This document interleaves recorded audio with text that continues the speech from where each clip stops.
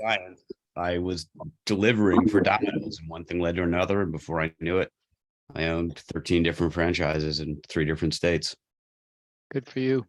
Well, as fascinating as that is, we got a really fascinating agenda for everybody, right, Andrew? You have a good agenda. About today. By the way, I'm going to put a caveat out. This is all what you're going to hear today. It's all Jim, Chick. No one had anything to do with this. It was my kind of just idea to start understanding why or why not are people monitoring or not monitoring all their clients' M365 environments. So I went out and spoke to a bunch of MSPs. Some use SaaS Alerts, some don't. But I'll kind of set the stage. I want to show you a few things, and then I'm going to just bring up some questions along the way. And then I just want this to be an open conversation. It is not meant to be judgmental if you're not using SaaS Alerts or you're not monitoring all your customers. Bottom line, however you are or not, it's really about conversation and trying to get to the understanding of everything. So let me start off by saying, like I said, I spoke to a number of MSPs and I asked them, if your client, and Michelle, we have a poll for this, right?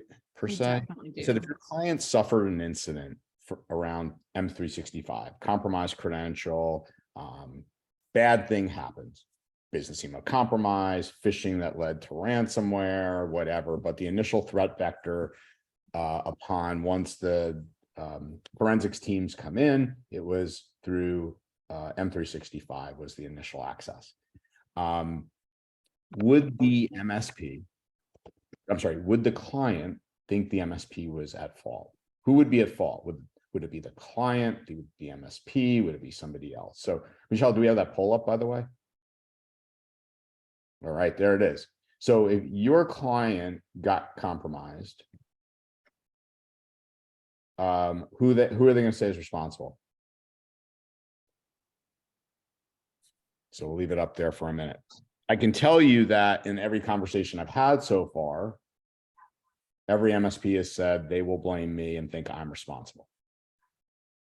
So let's see what the results say.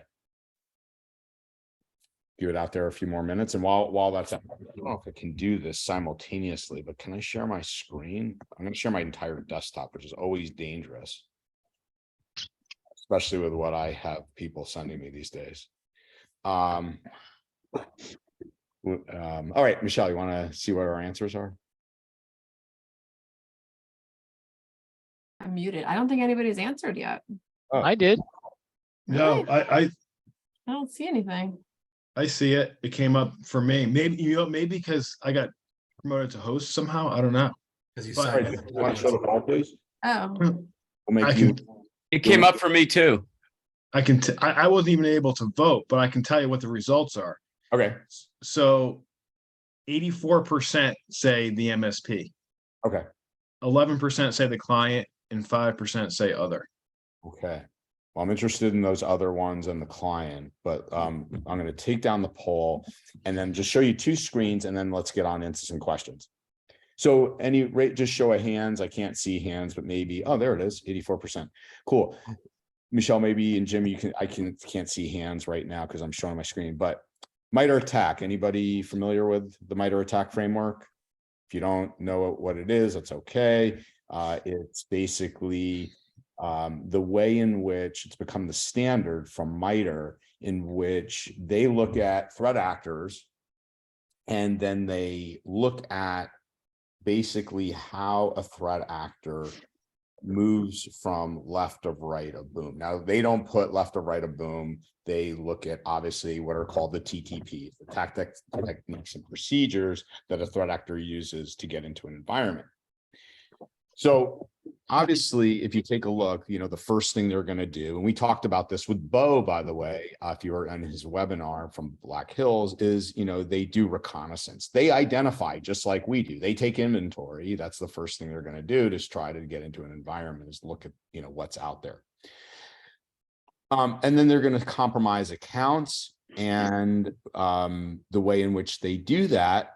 Anyone want to guess the number one way in which compromised accounts happen? Phishing? Yeah, but how do they, once they do, what are they getting to compromise those accounts? And they're basically emailing you, hey, your password's expired, please change it.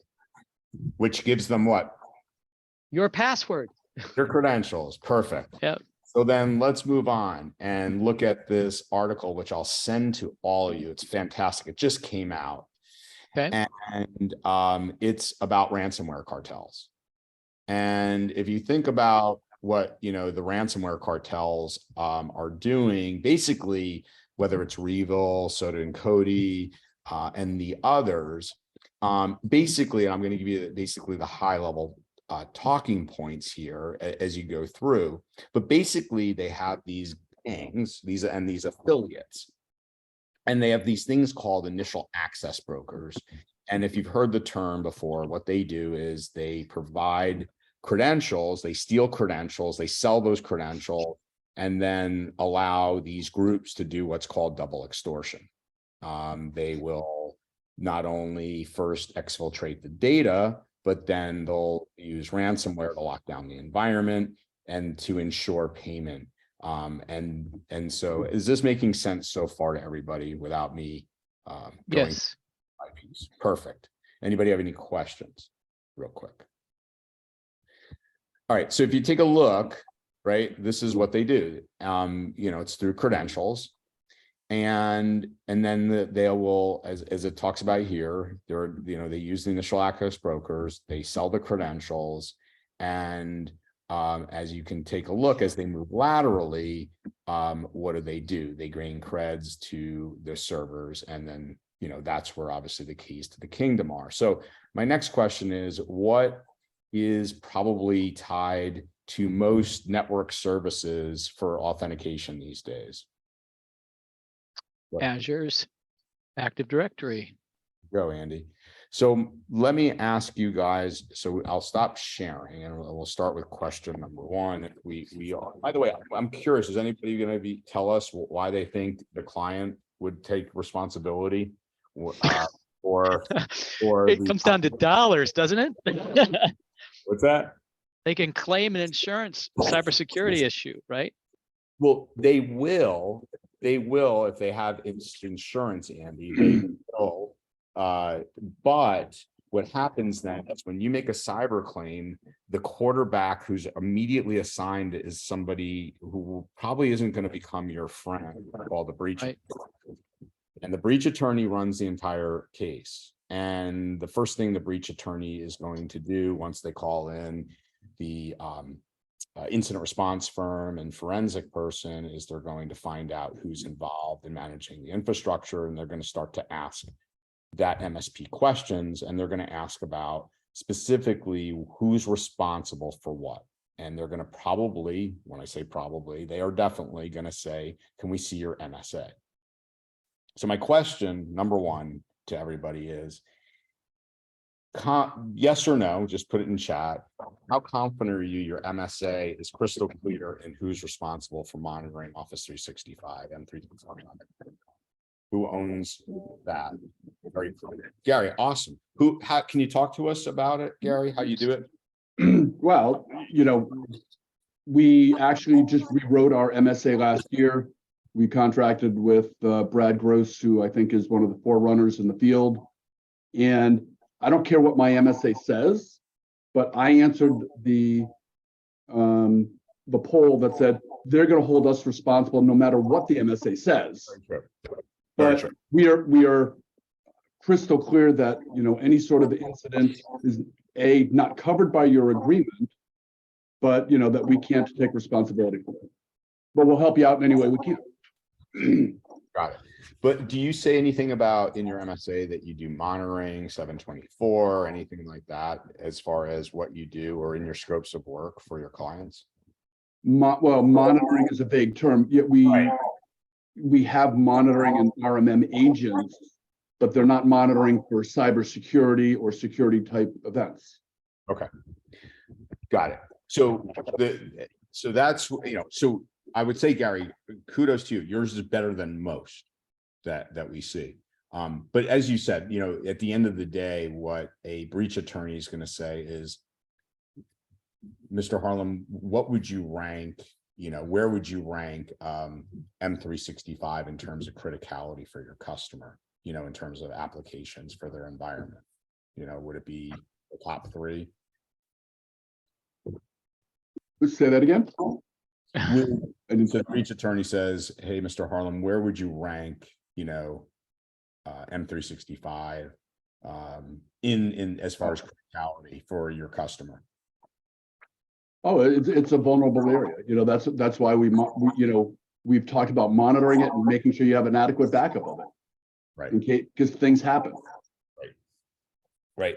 So the question is, why wouldn't you, you know, when I ask the question, why do you think you should do, so let me ask it this way.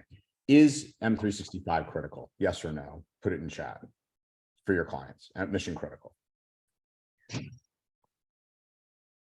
Yeah, most.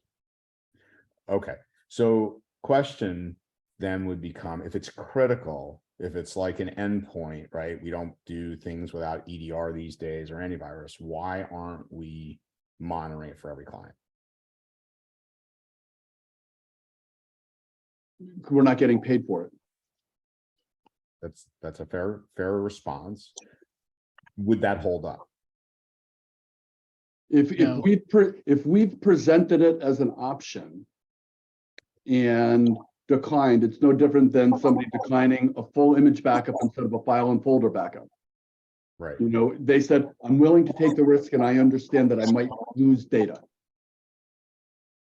Okay, so let Andrew- me ask you, can I ask this? Mhm. So is in your stack is antivirus or RMM, are those optional? No. Both at this point today, those are built into my price. So why wouldn't you? That's a core thing. SaaS Alerts, which is moderately new. Next year, when we do our next price change, I might change my price to include it. A couple thoughts. I Yeah. heard, I want to share with you guys this, and that is I heard the term service versioning.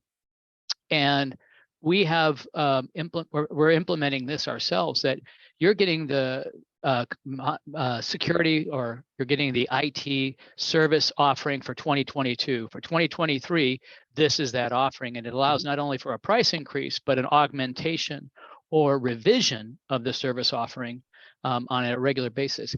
We've taken the position that our very lowest level includes all the security but no help desk, right? And doesn't give them rapid response, and they pay a higher fee for anything above, the basic. But no matter what, we're deploying the same solution across the board because we have a knock and a sock, and that works really well for us.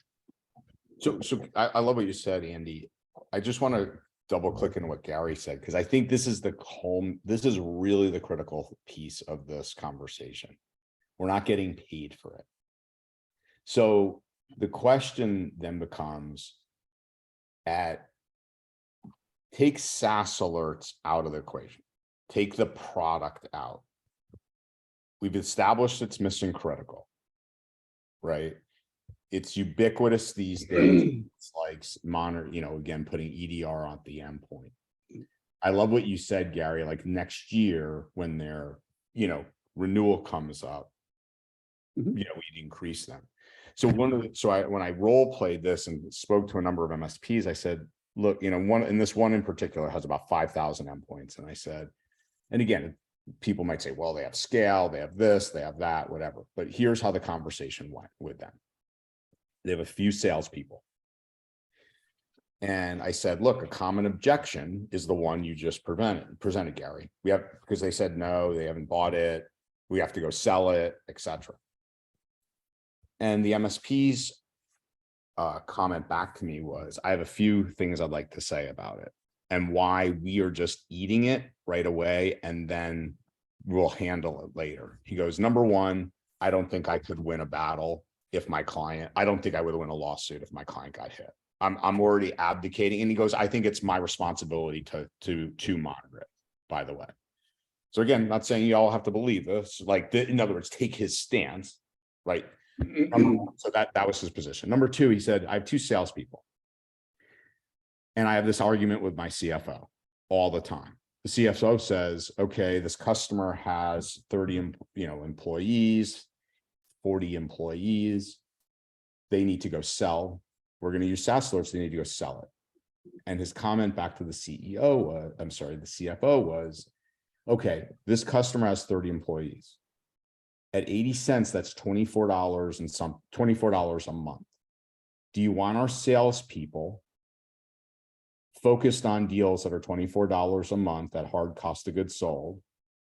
Or do you want them selling net new MRR, bigger projects, etc.?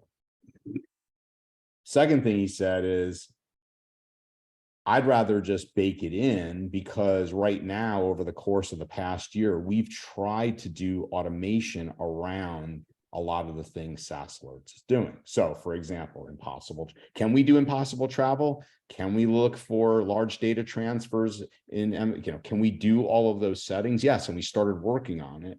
He said, however, what happened was we have to do it for every company. And then as soon as Microsoft, Chip, how often does Microsoft update their Graph API about and break your stuff? 30 times an hour. I mean, yeah, that's being a bit aggressive, but certainly every month we have changes that we've got to go in and refactor for. Right. All right. So his position, Gary, was like yours in the sense where you just said, he goes, I'm just going to come when their renewal comes up. I'm just going to say to them, look, there's some things that we added this year. They're nominal costs. We have to do them. And, if I have to increase their agreement by a few $100 to eat, these pieces, he goes, I would way rather be able to, sleep at night and eat $24 a month for a client. And by the way, he goes, the way we've structured our agreements, we can actually make money. And let me explain what he said. Almost like, again, Gary, I love what you're doing. He's like, in our MSA, we say, this is what we cover, X, Y, and Z. If we feel, and I'll explain what feel means in a minute, that an IT incident has become a potential security incident, it no longer is covered in your monthly agreement, and we move to T&M. If we feel it's somewhat nefarious, we will we have a relationship with an MSSP that does incident response. We will ask them to validate or invalidate if something is indeed nefarious and should be escalated to your cyber insurance. So that's how they do it, and they actually end up making money. So let me just take a pause, get comments on that conversation I had, and see if it resonates as valid, invalid for you guys. So one of the things, I like the idea. So one of the things that, there are a bunch of things that we've taken on this year to increase the security landscape, Zero Trust, SaaS Alerts, and others. And we put those into our security package. And what Andy was talking about, which is the versioning, if you will, this is our 2022 package. Over the next 60 days, we may revise that and change some of those products. So we were kind of in a catch-22 of, do we put it in the security stack, which is where it is today, where people are getting this enhanced bundle, versus our core offering, and by either including or offering some of those products a la carte, now you've watered down the value of your security stack. So now you're kind of caught in between, which is more important. Now, maybe something like SaaS Alerts will drop out of the security stack and go into the common offering. We haven't figured that out yet, but that's kind of been, the problem that we're facing and wrestling with. Yeah, I love your openness, Gary. It's awesome. Yeah, me too. I love how you're so candid. Can I ask a question? Yeah. Why would you not have every possible protection available as part of a basic security offering? And in what case, is it because you're taking something on and you're learning it? I'm trying to understand, once I've accepted something, I push it out to everybody just because I feel I've got a liability at that point. It's like I've become aware that, I'm hypertensive and I need to reduce my blood pressure, or, I have high cholesterol, I got to change my food plan. Well, That it kind has of to thing. do with affordability, in your seat price can only cover so much. And in order to add new tools, Zero Trust should be on every desktop that we manage. When you say zero EDR trust, should be on every desktop that we manage, but we can't afford to provide those tools at the current price. when you say zero trust, are you saying something like a threat locker? Yeah, that is our tool of choice right now. Yes. And Go ahead. Go ahead. I All I was going to suggest, Andy, is, and to Gary is, and forgive me coming across like a shill. I'm just going to do it. I'm joking around, but like, to me, when I know that the initial threat vector, right, is going to come, the greatest opportunity, the greatest chance is going to come through, as we know, phishing. It's going to be credentials. Like, I mean, not, again, we know there are alternative mechanisms that threat actors use. That's why there's the MITRE attack framework. There's more than just one. But the majority of the time, right, your customer is going to get compromised. It's going to be that route. And I would argue, the byproduct, if you think about it, Gary, with Zero Trust and a threat locker, that's a secondary thing once the initial access is gained, if you think about it. Yeah, but it also helps to reduce the spread. So if somebody falls for a phishing attack and offers their credentials to an invalid site, or has granted somebody unexpected access to their computer, the Zero Trust is going to help reduce the likelihood of that foothold and persistence. No question. The challenge and again, this is just esoteric. I would personally, I would even consider somebody, because I think it's a lot less expensive and a lot less administrative to do micro-segmentation with a tool like an Illumio, which could be rolled out for a lot less money, that literally would segment off each environment, than, focus on all the heavy lift and onboarding because again, when you start putting in Zero Trust endpoint solutions like that, they are intensive and they drive your costs up significantly. And I get it, why you have to sit there and go, well, which one comes first? Which one do I do first? But anyway, I digress. Andy, sorry, I think I stepped on. No, what I think, taking this a step further, Andrew, and for SaaS Alerts benefit, taking that right a boom, left a boom, and begin to map or help us map what solution, how SaaS Alerts fills in, and how it can be dealt with each of these particular vectors, and as well as potentially building in a security stack offering that says, this is how we're dealing with this, because that's one way to make sure that we've kind of addressed some of this. Not every solution, and that's really that's a message that you can then say to your attorney who's investigating, tell me, how did this happen, right? Because that's really how it's going to start. And you're going to say, well, we've got our, data security awareness training. We're using SaaS Alerts. We're using, in our case, Threat Locker 2. I'm just finding that 5-to-1 is what Threat Locker is to SaaS Alerts on costs. And I think it makes such a sense to get the least expensive thing out there. That I believe also. Yeah. I'm sorry. No, I would like, so Adam and Ben just highlighted some things in the chat that I just wanted to pick up on, because Sure. it's consistent with some of the things that we've heard from some of our most successful MSPs. We're now up over like 640, and we see the ones that have the most users on the platform, right? And they've taken the approach that, and they Cloud Apps 365, for example, is as important, if not more important, than devices.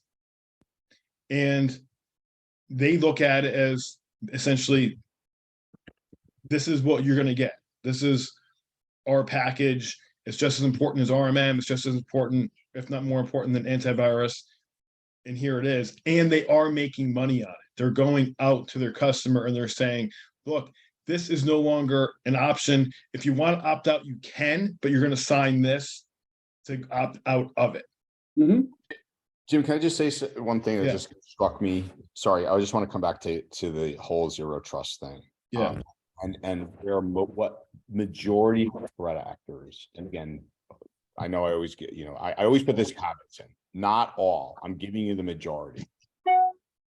The majority of threat actors today are using living off the land type approaches, which means they are using tools that are not picked up by EDR. They're doing exfiltration, and when they're doing what they're doing, there's no detection going on. So my argument coming back to this is, if we know that things like large data exfiltration are things that SaaS Alerts is monitoring for, if we know impossible travel, if we know lack of MFA, if we know those are the initial access mechanisms and the things that threat actors are doing and not getting caught because they're not being monitored for, or again, if you've heard the term using living off the land tools, that's where I come back to, and I think you just said it, Andy, is what's going to give us our biggest bang for our buck. And to me, that's where why I keep coming back here. It's like why EDR is missing so many things today. EDR is missing so many things because threat actors understand they're going to use tools that the EDR thinks are legitimate. And Exactly. I also experienced some education from SonicWall that talked about ransomware kind of flattening out, and it's more encrypted communications is raising its bar, and how we have to deal with that threat vector as well more often. Andrew, do you mind if I throw in a stat from the FBI from this year that I found fascinating right along with Andy? Just It's all yours. Do you want to take the screen? I just want to no, keep the screen. I can just read this. It's pretty simple. From May 2021 to May 2022, ransomware was reported by 3,729 victims. They lost $50 million. In the same time frame, business email compromise victims totaled at 19,954 with a total of 2.4 billion lost. You're right. Ransomware is flattening out because business email compromise is way easier. Yeah, I mean, like threat actors aren't, again, they are always ahead of us.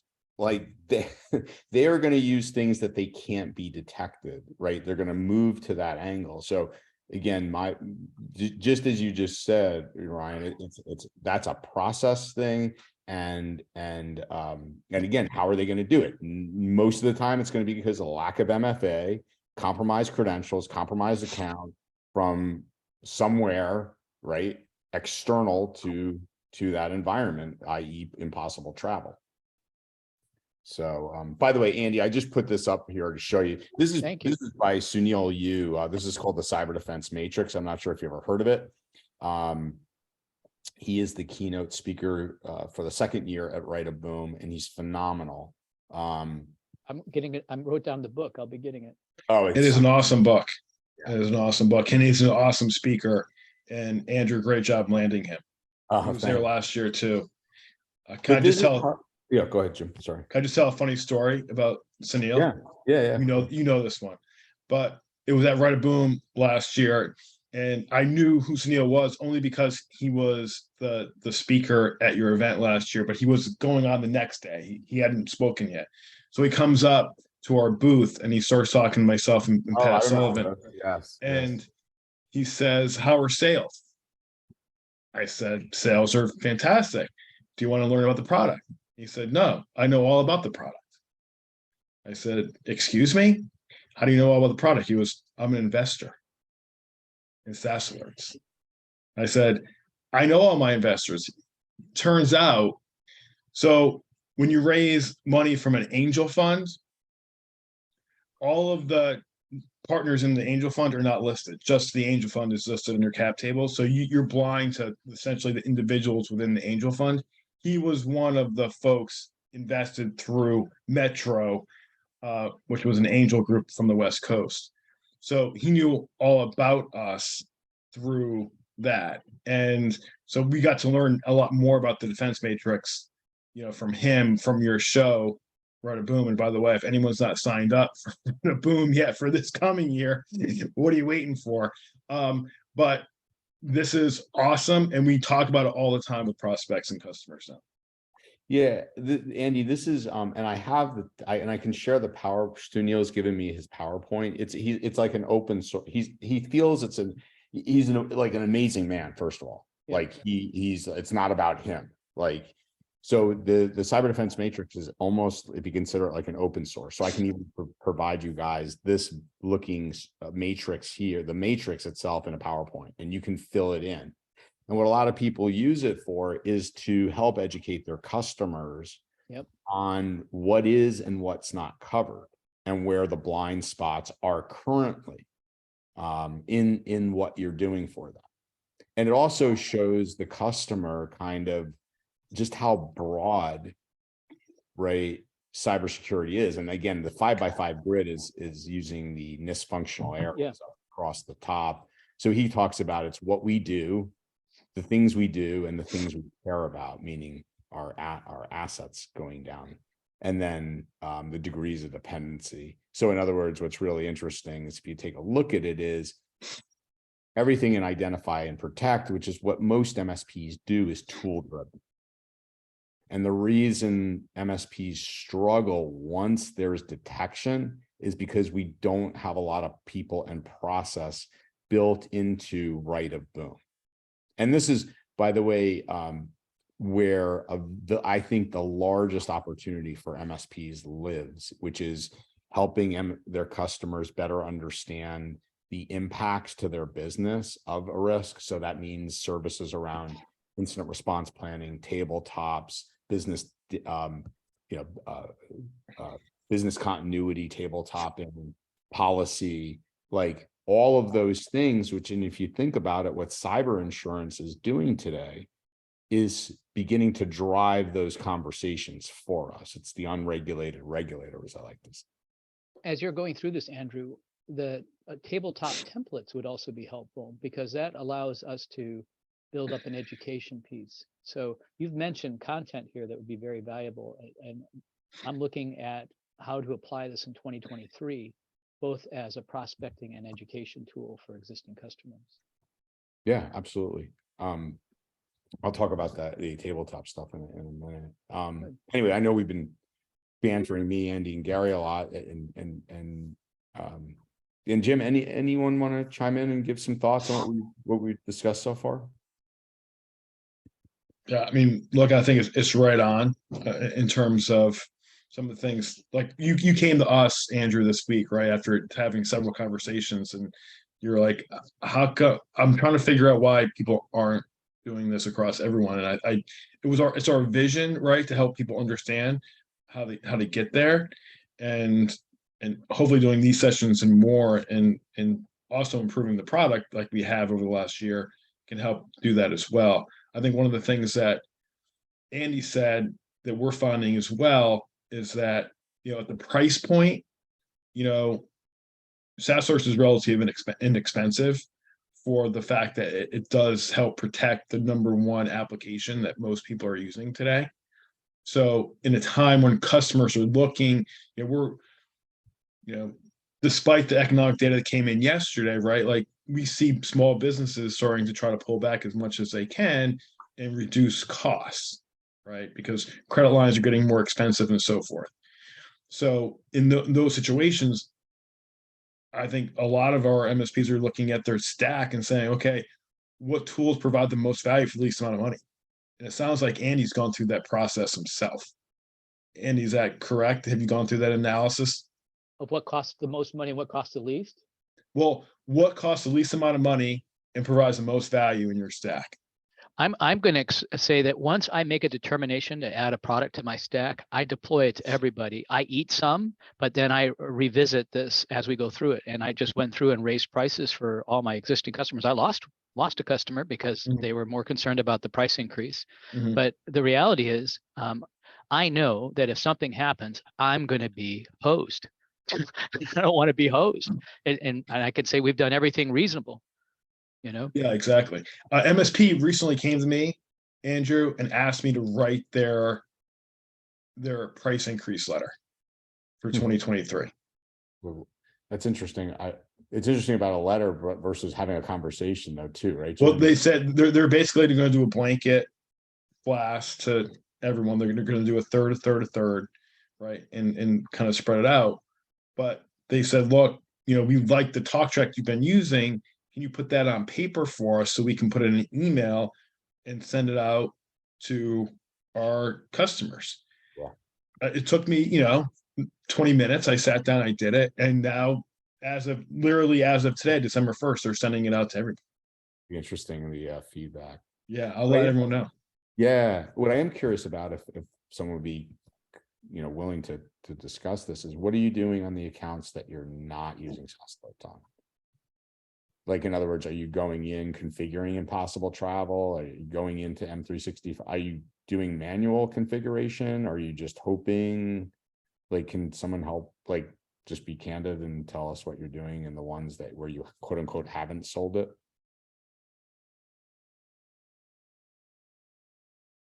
Hope. This is Patrick. For our customers, I mean, where we haven't sold it, we're just basically doing in the basic configuration, going in through the admin console, trying to convince our customers, to turn on MFA. That sometimes is a much bigger challenge than you would think it would be. And what we've seen, at least, we deal with most of our clients are in the sub 50 users group, and that segment of the market, businesses with sub 50 users, they generally still think security is not a big deal for them. I mean, that's our biggest hurdle that I think we're finding, is that there is just getting them. I mean, we have multiple proposals out to customers, and they just ignore those proposals for all sorts of what we would consider basic security things that they just don't want to spend the money on, because they just aren't, they just haven't been convinced yet. Right. I kind of go ahead. No, I was just going to say, Patrick just said, exactly what I was going to say, which was, show the MFA report in the SaaS Alerts cyber report and the reporting module. Show them all the places they're getting attacked from, and that will convince them to do MFA. Because that clearly, I mean, we can tell people all day long it's a threat, but until they see it and they see proof of it, they'll just say, it's not me. I can tell you that we have evidence of a 14-person organization getting hit with a $200,000 essentially business email compromise attack. I mean, it was compromised through email, and they ended up getting $200,000 from that compromise. So 14-person organization. It's never too small.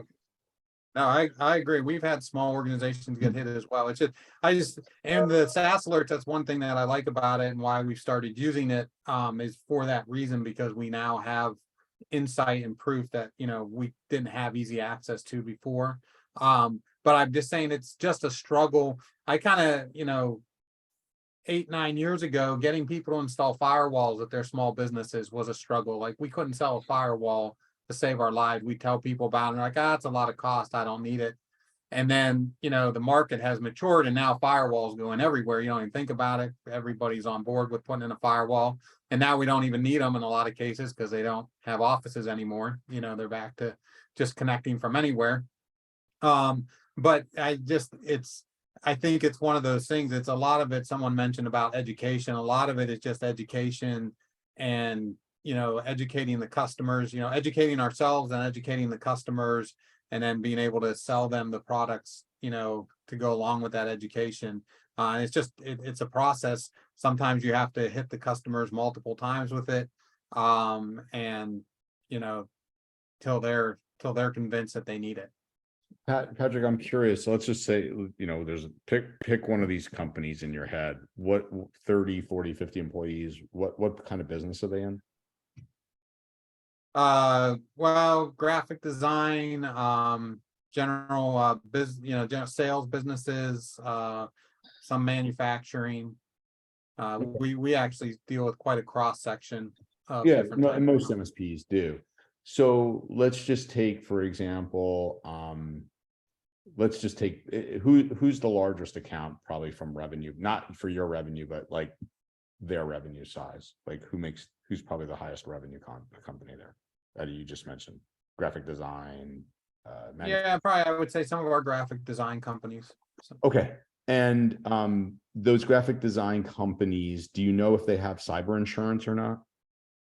Well, it's a lot of them do, and we're seeing that those, and actually this graphic design companies are starting to come around. We just signed one with a security package.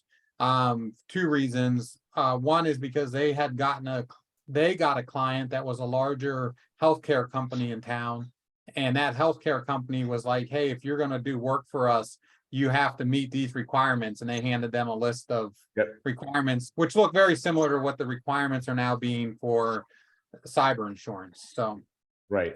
And so I do see that as a driver. In fact, we just signed another company, which is a graphic design company as well. We just signed them earlier this week that we sold them a security package as well that includes SaaS Alerts and EDR and all these other things.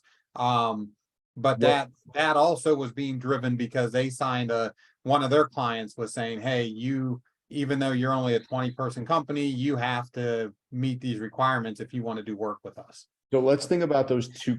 So let's just think about those 2 conversations. And I'll promise you guys all this is irrelevant.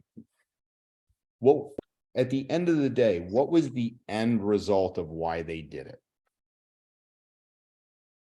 Why did they do it? Because they were going to lose business if they didn't. Thank you. And you just hit the nail on the head, Patrick, in terms of where we're a lot of the times where we're missing the conversation. Because we sit there and we're so convicted, and rightly so, you need MFA. Do you know what can happen if you don't have MFA? And we're thinking at it through our lens. Yeah. Does that make sense? Yeah. But what got them to move wasn't the fact that on that list, it said the exact same thing. It said what you just said to them, Patrick.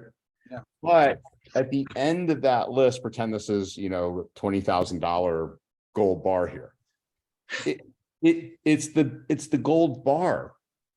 Yeah. And so if we're going to get our customers to buy security, and we're having that graphic design conversation, and one of those third-party audits and assessments didn't make it their way, you've got a great story now.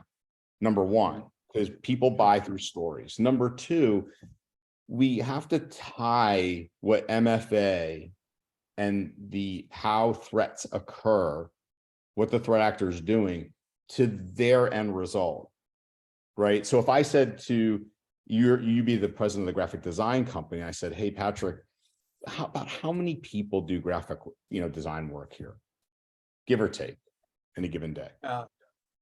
12 to 14. Okay, let's say it's 14. I'm assuming they're pretty pricey people, right? They're pretty talented. Fair? Yeah. Yeah. Sure. Do you have fairly reputable customers, that, you have maybe some SLAs to deliver stuff for them, and, maybe their timeliness, like they have an event and you have to get out really good stuff for them. Do you have any of that kind of stuff? Sure. Yeah. Okay. Yeah. So let me just kind of walk through a scenario with you. Let's just say something bad happens, right? There's this thing called ransomware where, somebody gets, into your accounts, they shut down all your systems. You can't work. Number one, is that expensive for you being offline for a few days? Oh yeah, that would be terribly expensive for us. Like, what's terribly expensive? What's a day of salary? We're probably billing, several $1,000s a day, and we amongst all our designers and everything, we Right. easily billing $4,000 or $5,000 a day, I would guess. Yeah, probably per designer, maybe even. Yeah. Right. Yeah. So you extrapolate that out. Okay. And then you mentioned you have some timeliness, maybe some service level agreements with some of these large. Do you have any, publicly traded accounts? Do you have any high profile accounts? If they didn't get their stuff, is there anything contractually binding you that they have to stay with you? No. I don't need to role play any further, but you get Right, the yeah. point. Of Right, yeah, where right, we're- now I get it. Right. So the same thing with that, like the 2 deals you just got, I just want you to walk away with what those third-party audits, what those third-party, not audits, what those third-party questionnaires were doing. Yeah. It wasn't about the questionnaire. Right, no, I got it.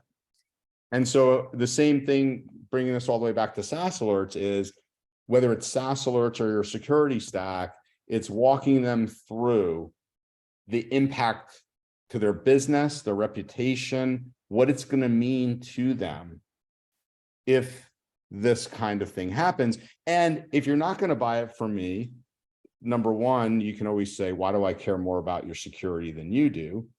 But number two, you know, you're okay taking that risk.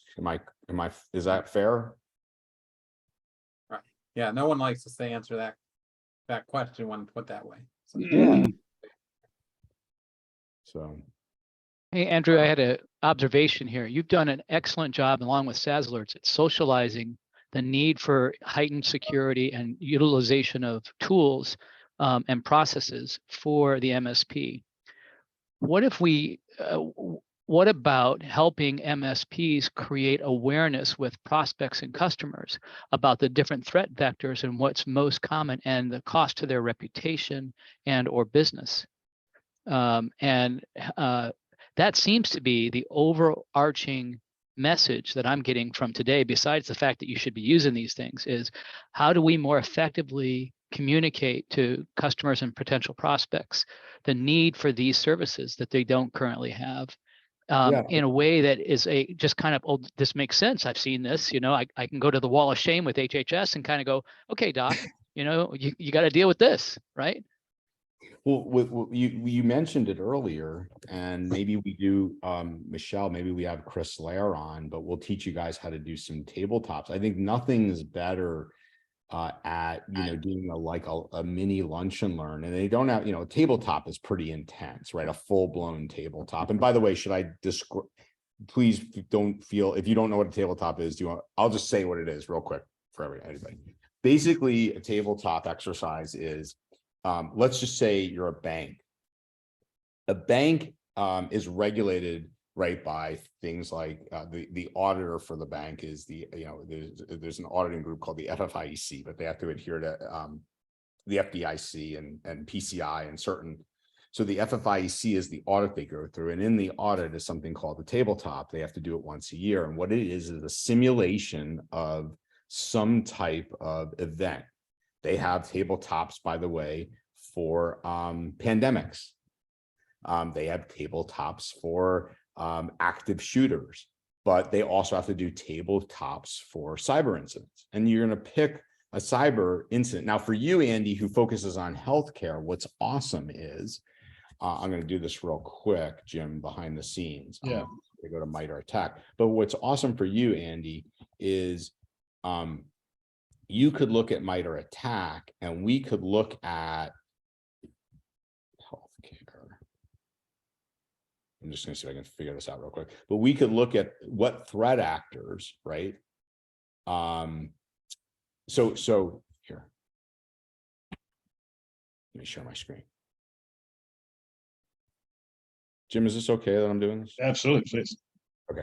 So By the way, is someone saying to get his card game and play this as a tabletop? Oh, do you have backdoor? I do. Strand?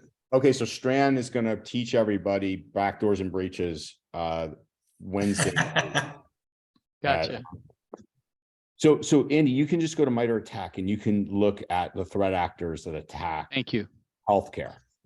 And then you can do a threat modeling exercise and kind of walk them through that. But that's the kind of thing where you show your customer, look, let me show you, let's walk, I'm going to do a lunch and learn. I'd like to have, my customers and prospects in, and we're going to kind of walk through a real threat actor and how they attack you, what they do, right? And then you could, with a healthcare provider, what's so effective there too, Andy, is you can talk about PHI, you can talk about regulators, you can talk about the fines associated, you can talk about the impact of their reputation, and on and on and on and on and on. But that's Yep. that's probably the most effective way to do it, and fun.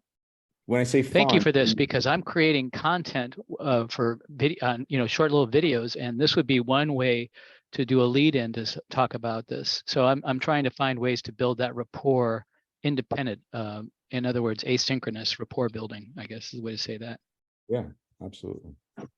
Jim, I know we're at 4 minutes left here. Any ways you want to kind of maybe round this out? And should we find out if more people are going to deploy SaaS alerts and It's your, and 30, like again, Jim, And yeah, 30 days they don't Andrew, pay. I've got a follow on to this that Yeah, maybe go, Chip. maybe we'll spill over into next week's call. Maybe it's something that we can just put a seed out there. But early on in the call, I think it was Patrick that mentioned that one of his customers was told by one of their customers, hey, you have to prove that you're maintaining a certain level of security, even though you're only a 20-person organization.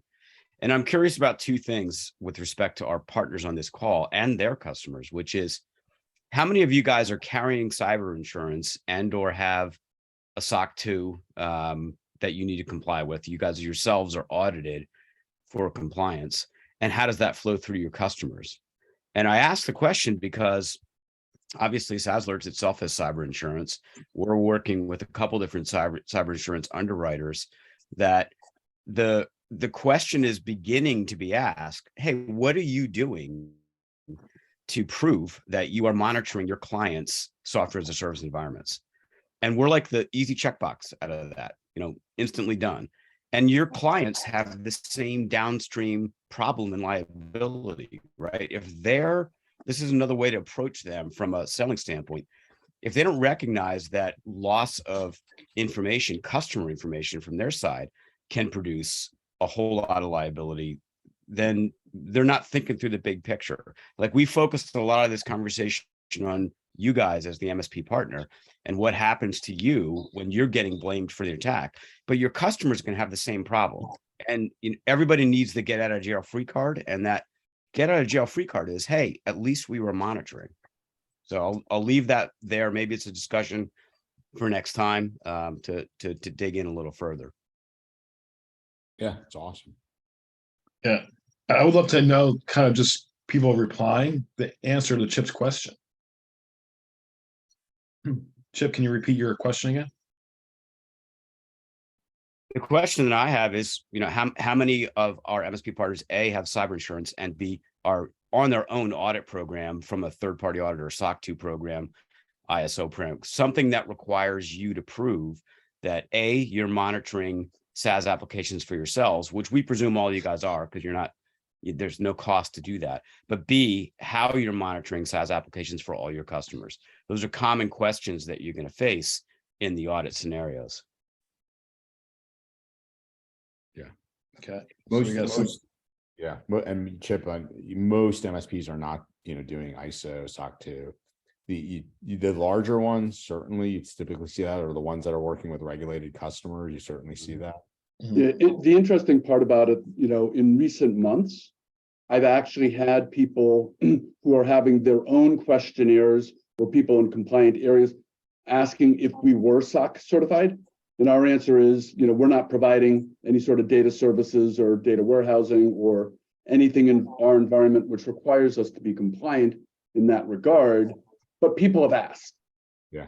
And I think what they're asking really, Gary, too, in their own way, that if they don't know why, and I think a lot of people don't know why they're asking, right, is, and I think we're going to get more of this as MSPs, is tell me about your security program. Well, but it's a checkbox. They're being asked for, are you compliant and are your vendors compliant? I understand what they're, I just want to be clear. I understand what they're asking. Mm-hmm. What I'm saying is, I think it is the precursor to what is coming our way, which is going to be more due diligence, right? More downstream due diligence. Like, let's just take, Patrick said before, a manufacturer. Let's just say that manufacturer did have CUI and worked within the defense industrial base. And they were going through a once CMC does go into full effect, that MSP is Patrick's going to get asked a whole host of questions. and he better be able to answer them correctly to keep that account. Yeah, You know, I'd I offer think- 2 follow-on comments about the SOC 2. The first is that it's going to become table stakes for MSPs to be able to remain credible as security providers for their customers. And the second is that a SOC 2 in particular doesn't necessarily have anything to do with the particular standard, like HIPAA or GLB or anything else. That's more about proving to your customers that you guys internally are following processes and principles that guide your own business on how you're everything from hiring and screening employees to how you're handling customer data. And customer data doesn't necessarily mean, running a data server for them. It means the stuff that you have in IT Glue for them. It means the things that you're holding in your RMM for them and things that you're holding in your PSA. All of that is covered in how you're managing their security, both literally from the ground up, like what gets written on paper, what's stored digitally, and all the processes around how you run your business. Yeah, what I was going to say to Andrew's comment about, becoming more prevalent in conversation. This is like 15 years ago when we started selling BDRs, people had no idea what backups were. And today, when we go talk to a prospect, oh, what type of backups are you using? Or, are you providing BDR services? It's like they know what they're talking about. Right. Yeah. Because it's the same thing. I think we're getting to that point. Oh yeah, I think it's a good point. Yeah. Andrew, unfortunately, I got to run to another for 2 o'clock here, but another great call from my perspective. This is all about education, and I think we're getting down to it. So thanks for everyone again for coming and participating as always. Thanks, everybody. Thank you. Have a good Bye, week. everyone.